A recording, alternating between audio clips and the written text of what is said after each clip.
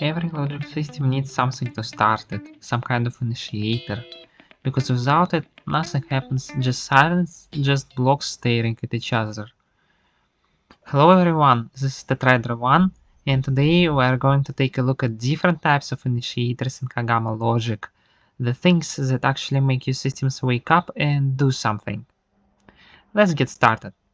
We'll begin with our very first and very famous initiator, the pressure plate. You've probably seen this one before. In fact, we've already worked with it in previous videos, so if you want a deeper dive, feel free to check those out. Now you might notice that the pressure plate has a blue sphere. This blue sphere is an output signal, meaning it sends a signal to another logic block. In simple terms, it starts the action. It's the one saying, alright, let's go. You'll also see the blue sphere on other initiators we'll cover today, so keep that in mind. To see this in action, let's build two very simple systems that we covered in previous videos. Alright, here they are. Now let's place one more pressure plate.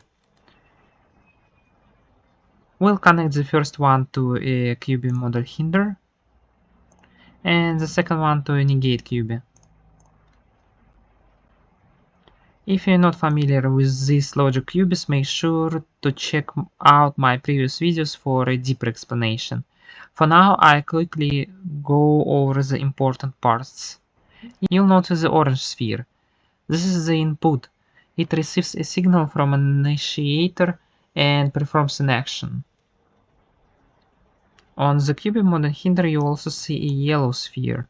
This one is special. It only exists on the QB model hinder and the QB model transparency cubes, and it can only be connected to models that you create. And finally, the most important rule, the golden rule of Kogama logic: always connect blue to orange. Never orange to orange, never blue to blue, only blue to orange, no matter how curious you are. Alright, let's see our first initiator, the pressure plate, in action. Go into play mode by pressing P, and then press L to reveal the logic. Now, when the player steps on the pressure plate, you can see the effect immediately. In the first system, the model appears, and in the second system with the negate QB, the model disappears. Let's go into build mode. Right click on pressure plate and go to settings, ignoring all other scary options. Here you can see that you can hide the pressure plate if required according to your game design, and it becomes invisible. Let's go to play mode to test this out. Press L to reveal the logic, and here it works just the same.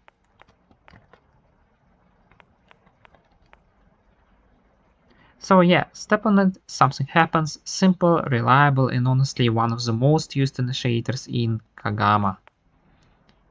Next in our initiators is the target QB. Let's place it. We'll remove the pressure plates and connect one target QB to the QB model hinder and the other to the negate QB. As you can see, it literally looks like a target, so it kind of gives away what it wants you to do.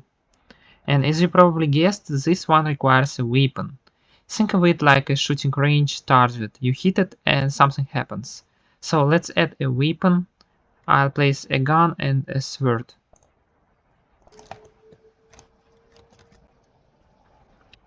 Now go into play mode. Press L to reveal the logic. If you use the gun, just shoot the target QB, and it triggers the same actions as before.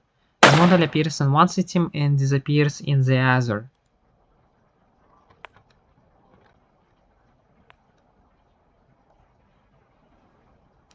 And yes, the sword works too.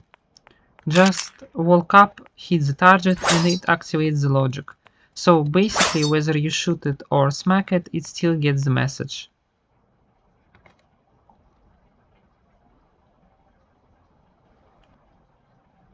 Now back to build mode.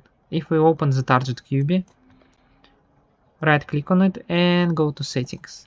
You will see something interesting. You can set the duration in seconds for how long the target stays active and keeps sending its signal.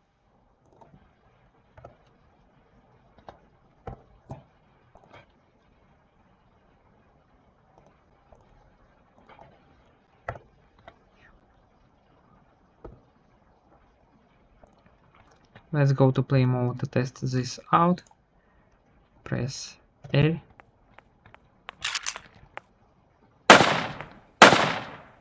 And you see it works just the same, but now the action lasts much faster than in previous case. The same goes for sword.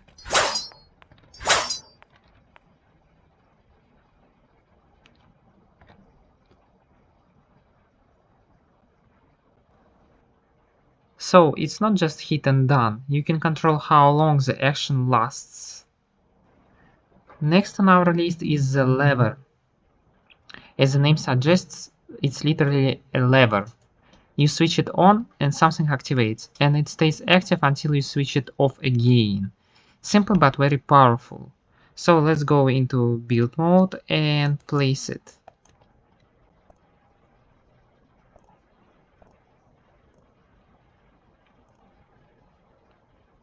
We'll remove the target cubes and connect the levers, one to the cube model hinder system and the other to the negate cube system, just like we did with previous initiators.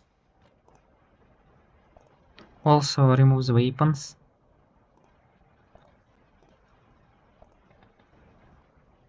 Now go into play mode and let's test it. Press L to reveal the logic. When you flip the lever, it activates the system, and the model appears and stays visible until you turn the lever off. In the second system, it works the opposite way. The model disappears while the lever is active and comes back when you switch it off. So basically one says show, the other says nope. Now back in build mode. If you right click the lever and go into settings, ignore all the scary looking options, you'll see an option to set its default state. So instead of starting it off, you can make it start already turned on if you want.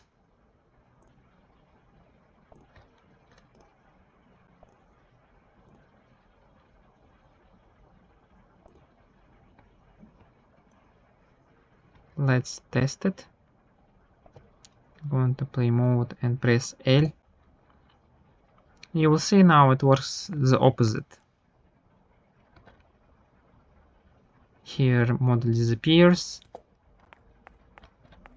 and here model appears.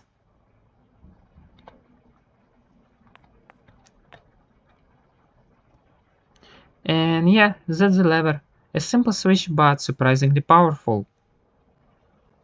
Next is the trigger cube.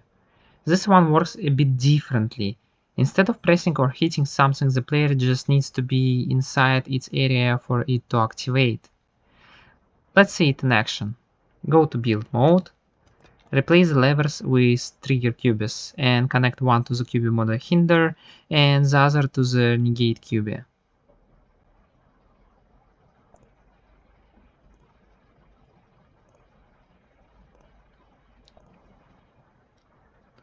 Now go into play mode and press L to reveal the logic. As soon as the player enters the trigger cube's area, the system activates. In the first setup, the model appears. In the second one, it disappears.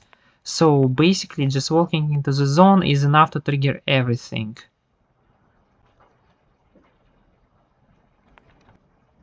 Now back in build mode. Right click the trigger cube and go into settings.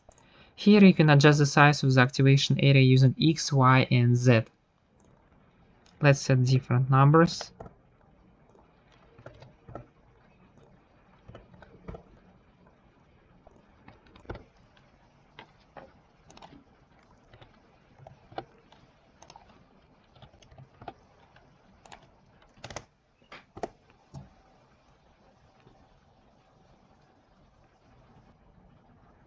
And this is where it gets really useful. For example, if you really want to make sure the player triggers something, you can increase the area so even if they try to jump over it, nope, still triggered, no escape. Let's see this in action. Press P to go into play mode and press L to reveal the logic. And here how it works. Even if I jump, it still works. In the first case, model appears, and in the second case, the model disappears.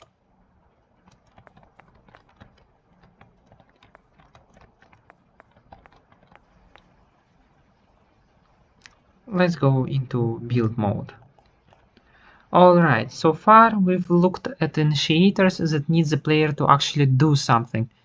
Step, shoot, press, walk. But what if you're feeling a bit lazy, or you just want things to happen on their own? Well, good news, there's an initiator for that too. Meet the pulse cube.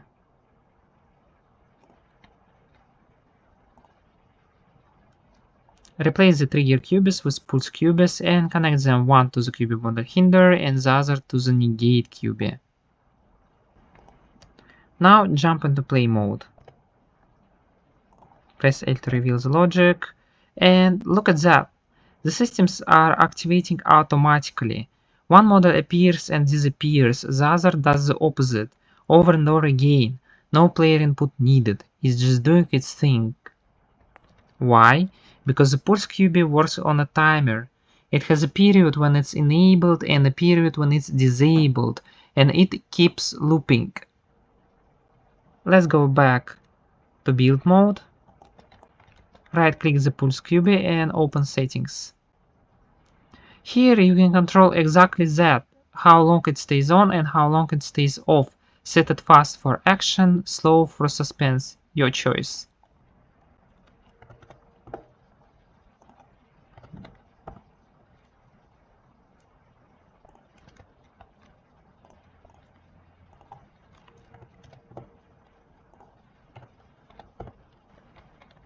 Let's see the different numbers in action. Press P to go into play mode, then press L to reveal the logic, and you can see the difference. Now they appear differently with different time.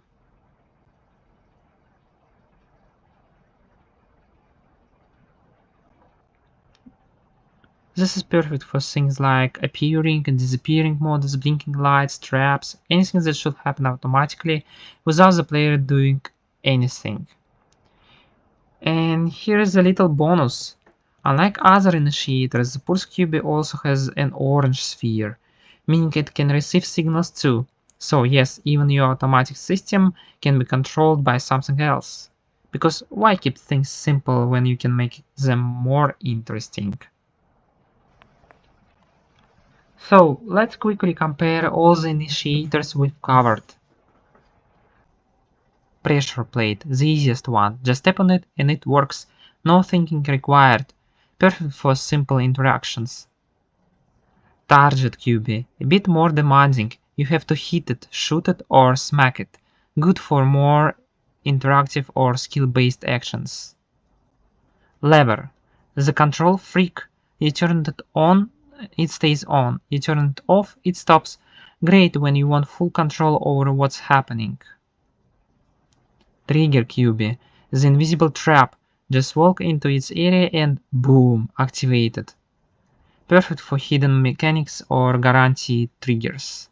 Pulse cube is the independent one, doesn't care about the player at all, it just keeps working on its own over and over again. Same purpose, starting a system, but completely different ways of doing it. And that's it for this video. Today we covered different types of initiators in Kogama logic, from simple ones like pressure plate to more advanced and independent ones like pulse cube. Hopefully this gave you a clear understanding of how to start your logic systems, and maybe even gave you a few ideas for your own games. In the upcoming videos, we'll go deeper into logic systems, advanced qubits, and more ways to make your games smarter, and sometimes a little bit dangerous. Also, feel free to join my Discord server. That's where I post extra info, updates, and where you can chat with the community and with me directly. Ask questions, share your creations, or just talk silently like a mysterious NPC. Totally acceptable behavior. You can also find me on Kogama. All the links are in the description somewhere down there. Scroll a bit, you'll find them. This was the Trader 1. Thanks for watching, you are amazing, and I'll see you in the next videos. And remember, every system needs a start, so choose your initiator wisely.